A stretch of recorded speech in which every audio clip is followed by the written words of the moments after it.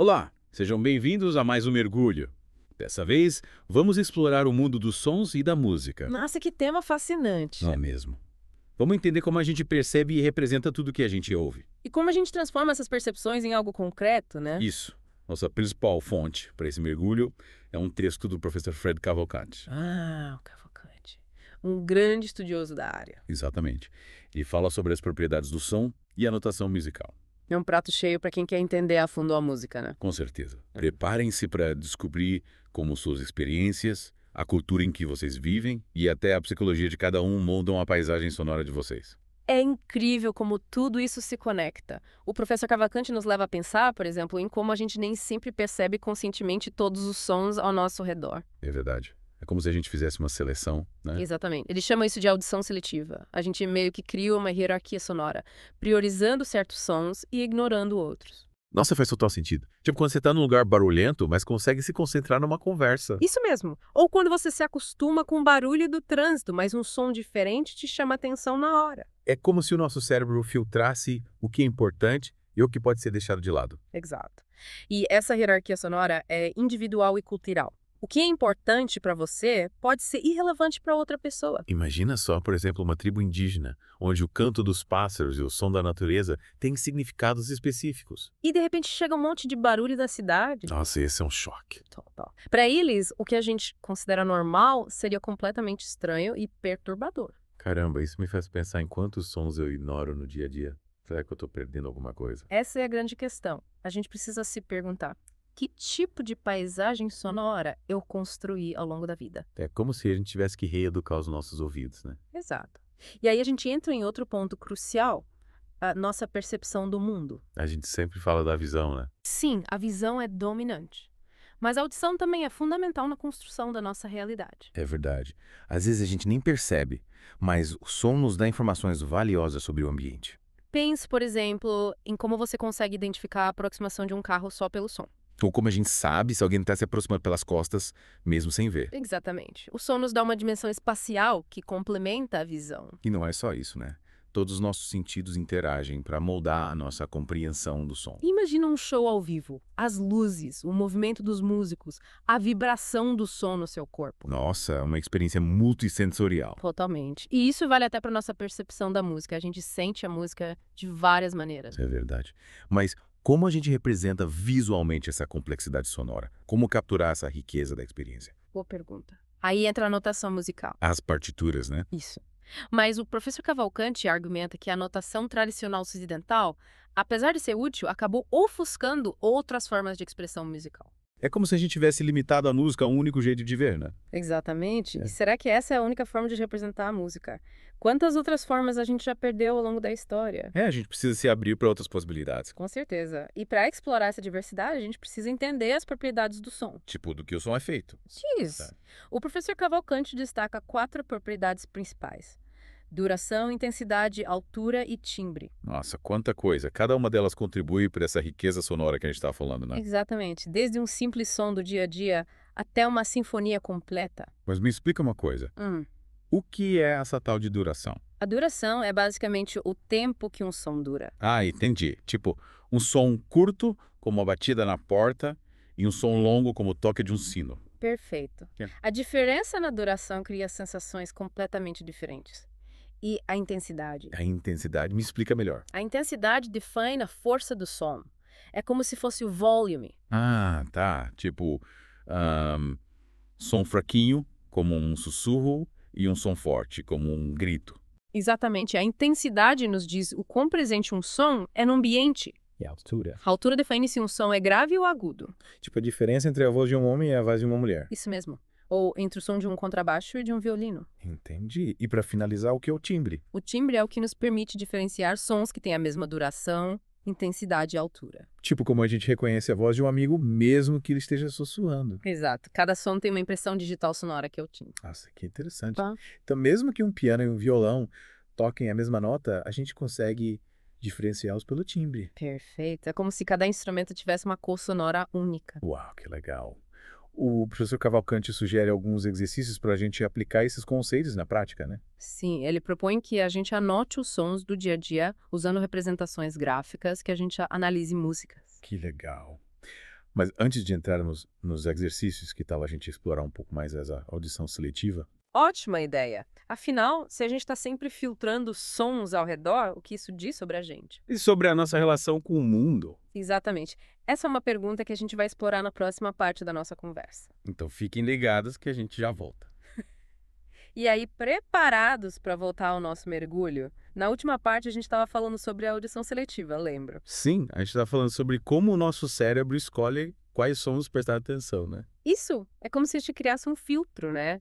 Só que esse filtro é bem espertinho, ele se adapta às situações. Tipo, se a gente está numa festa, ele foca na música e nas conversas, mas se a gente está atravessando a rua, ele fica atento aos sons do trânsito. Exatamente. Imagina que você está andando numa rua movimentada, tem um monte de som, né? Carros passando, gente conversando, música tocando. Nossa, só de pensar já me dá um nó na cabeça. Mas o seu cérebro dá conta do recado. Ele filtra tudo isso e te ajuda a focar no que é importante naquele momento. Tipo, super computador sonoro. Mas e se a gente precisar prestar atenção em vários sons ao mesmo tempo? Aí o cérebro entra no modo multitarefa. Ele consegue processar vários sons simultaneamente, mas a gente precisa treinar essa habilidade. É como aprender a tocar um instrumento, né? No começo é difícil coordenar tudo, mas com a prática a gente pega um jeito. Exatamente. E essa capacidade de processar múltiplos sons é fundamental para a gente interagir com o mundo. Imagina um músico, por exemplo. Ele precisa ouvir todos os instrumentos da banda ao mesmo tempo para poder tocar junto. Ou um maestro que precisa coordenar uma orquestra inteira. Nossa, que Ah. responsabilidade. Mas e aí, o que acontece quando a gente ignora certos sons? Será que a gente perde informações importantes? Com certeza. Ao filtrar os sons, a gente pode deixar passar detalhes que poderiam enriquecer a nossa experiência sensorial. Tipo quando a gente está tão focado no celular que nem percebe o que está acontecendo ao redor. Isso mesmo. A gente precisa encontrar um equilíbrio entre a atenção focada e a abertura para os sons do ambiente. Senão a gente acaba vivendo numa bolha sonora, né? Imerso nos nossos próprios pensamentos e ignorando o mundo lá fora. Exato. E essa desconexão com o ambiente sonoro pode ter consequências negativas para nossa saúde e bem-estar. Tipo, a gente pode ficar mais estressado, ansioso, até mesmo deprimido. Isso mesmo. A gente precisa se reconectar com os sons da natureza, com a música, com os sons que nos fazem bem. E como a gente faz isso na prática, tem algum exercício que a gente possa fazer? Uma dica é praticar a escuta consciente. É como se fosse uma meditação, mas focada nos sons. Me explica melhor. Você pode escolher um lugar tranquilo, fechar os olhos e prestar atenção aos sons ao seu redor, sem julgamentos, sem distrações. Tipo, se deixar levar pelos sons. Exatamente. Perceber os detalhes, as nuances, as texturas sonoras. É como se você estivesse explorando um novo mundo com seus ouvidos. Nossa, que interessante. E que outros exercícios a gente pode fazer para treinar nossa audição? No texto, o professor Cavalcante fala sobre a importância de usar representações gráficas para visualizar os sons. Tipo, desenhar os sons. Isso. Usar cores, formas geométricas, qualquer elemento visual que ajude a traduzir a experiência sonora. Lembrei das aulas de música na escola. A gente tentava desenhar as músicas com rabiscos. É uma ótima forma de exercitar a criatividade e a percepção sonora. E não precisa ser nada complexo, o importante é se expressar. E essa prática pode nos ajudar a entender melhor as propriedades do som, né? Afinal, ao tentar desenhar um som, a gente precisa pensar na sua duração, intensidade, altura e timbre. Com certeza. É como se a gente estivesse decompondo o som em seus elementos básicos. E ao fazer isso, a gente começa a entender como esses elementos se combinam para criar a música. A gente estava falando na parte anterior sobre como a gente se fecha em certas bolhas sonoras, né? Sim, a gente acaba se acostumando com o que já conhece e perde a oportunidade de descobrir novas sonoridades. É como se a gente ficasse preso num mundinho limitado, né? Mas a boa notícia é que dá para romper essas barreiras. E como a gente faz isso? A chave é a curiosidade. A gente precisa se abrir para o novo, experimentar coisas diferentes. Tipo, sair da zona de conforto musical. Exatamente, explorar outros estilos, outros instrumentos, outras culturas musicais. Mas por onde começar?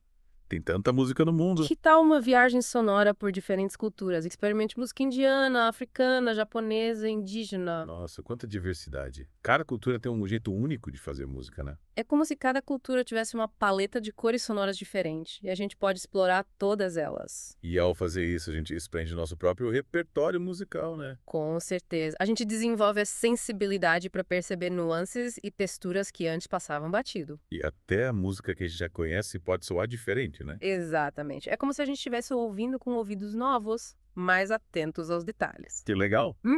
Mas além de explorar novas músicas, o que mais a gente pode fazer para desenvolver essa escuta consciente. O professor Cavalcanti fala da importância de prestar atenção aos sons do dia a dia. Tipo sons que a gente nem percebe que estão ali. Isso.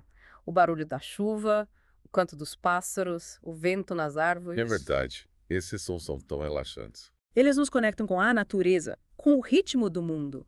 É como se a gente fizesse uma pausa para apreciar a sinfonia da vida, né? E essa conexão com a natureza, através dos sons, faz um bem danado para nossa saúde mental e física. Reduz o estresse, a ansiedade. Exatamente, é um remédio natural para a alma. E ao prestar atenção nesses sons, a gente também se torna mais consciente do ambiente, né? Sem dúvida. A gente começa a perceber a poluição sonora, os ruídos que nos fazem mal. E aí a gente pode buscar um ambiente mais harmônico, mais saudável. É uma questão de escolha. A gente pode escolher os sons que queremos que façam parte da nossa vida. E um empoderador. A gente tem o poder de criar a nossa própria trilha sonora. É isso aí. A gente pode compor a sinfonia da nossa vida escolhendo sons que nos fazem bem. E com essa consciência sonora, a gente se torna mais responsável pelo nosso bem-estar e pelo bem-estar do planeta. Exatamente. A gente aprende a ouvir com mais respeito, com mais cuidado. E a apreciar a beleza da música que está em toda parte. É isso mesmo. Basta a gente abrir os ouvidos e o coração. Que jornada incrível! Aprendemos tanto sobre o mundo dos sons. Esperamos que vocês continuem explorando essa sonoridade que nos cerca. Afinal, a música está em todo lugar, esperando para ser descoberta. E com ela, um universo de emoções, sensações e aprendizados. Então, até o próximo mergulho.